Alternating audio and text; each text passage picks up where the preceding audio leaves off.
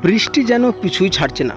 গত কয়েকদিন ধরে আমরা লাগাতার বৃষ্টি পাচ্ছি আমাদের বাংলা জুড়ে, পাশাপাশি বাংলাদেশেও কিন্তু ব্যাপক ঝড় বৃষ্টি হয়েছে।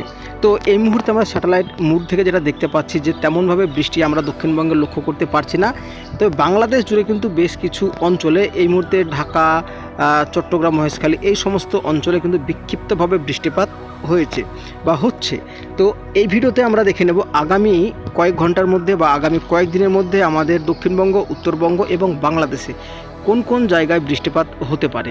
তো দয়া করে বন্ধুরা ভিডিওটি একদম প্রথম থেকে শেষ পর্যন্ত দেখুন, তবেই কিন্তু আপনি আবহাওয়ার সম্পূর্ণ আপডেট জানতে পারবেন। প্রথমে আমরা চলে যাব বজ্র এবং বৃষ্টি মুডে। তো বজ্র এবং বৃষ্টি মুডে গেলে আমরা একটা জিনিস এই মুহূর্তে লক্ষ্য করতে পারছি, আজকে কিন্তু দুর্যোগ বা ঝড় বৃষ্টি তেমনভাবে কিন্তু আমরা লক্ষ্য করতে পারছি না।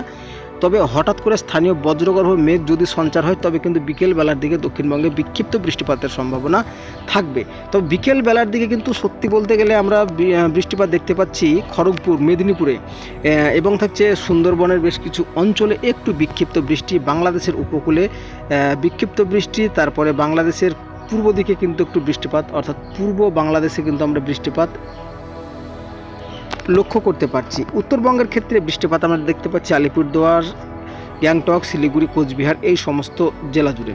তো আজকে আমরা আর বেশি না দেখে চলে যাব আগামীকাল সকালবেলার দিকে কিন্তু মালদা, পুরুলিয়াতে কিন্তু একটু বিক্ষিপ্ত বৃষ্টিপাত লক্ষ্য করা যাচ্ছে। তবে তেমনভাবে কিন্তু আমরা বৃষ্টিপাত দেখতে পাচ্ছি না।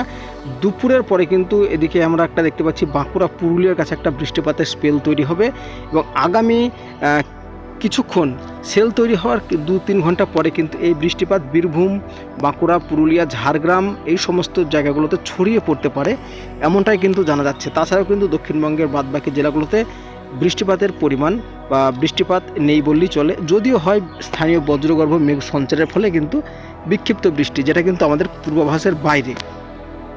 বুধবার যদি আমরা লক্ষ্য করি, বুধবার সকালবেলার দিকে মালদা, দিনাজপুর, তারপরে এদিকে থাকছে বাংলাদেশের ক্ষেত্রে যদি আমরা এদিকে লক্ষ্য করি রংপুর, ঢাকা, ময়মনসিংহ এই সমস্ত জায়গাগুলোতে বৃষ্টিপাত লক্ষ্য করা যাবে। উত্তরবঙ্গের ক্ষেত্রেও বিক্ষিপ্ত বৃষ্টি থাকছে শীতলকুচি, তারপরে কোচবিহার, আলিপুরদুয়ার এই সমস্ত জায়গাতে। তবে বিকেলের পর যদি আমরা লক্ষ্য করি, বিকেলের পর কিন্তু দক্ষিণবঙ্গের সমস্ত জেলাতে বিক্ষিপ্তভাবে বৃষ্টিপাত থাকছে, সাথে কিন্তু আংশিক বৃষ্টি। তো যাই হোক, এবার কিন্তু আমরা দেখে নেব যে একটা নিম্নচাপ আসছে। তো এই নিম্নচাপের কি অবস্থান থাকবে পরবর্তীতে আপনাদেরকে যদিও আপডেট আমরা জানাবো, তবুও কিন্তু এই মুহূর্তে আপনাদেরকে প্রথম থেকেই দেখাই। আপনারা এখানে দেখতে পাচ্ছেন বঙ্গোপসাগর উপকূলে কিন্তু একটি ঘূর্ণাবর্ত ঘুরপাক খাচ্ছে। তো এই ঘূর্ণাবর্ত কিন্তু ভবিষ্যতে আমাদের কোন দিকে যাবে সেটাই কিন্তু এখন দেখার বিষয় রয়েছে। দক্ষিণ ভারতের দিকে যাবে নাকি বাংলাদেশ, নাকি আমাদের পশ্চিমবঙ্গের উপকূলে যাবে, তো এই মুহূর্তে থেকে কিন্তু বলা যাচ্ছে না। তো আপনারা কিন্তু দেখতে পাচ্ছেন আস্তে আস্তে শক্তি সঞ্চয় করছে।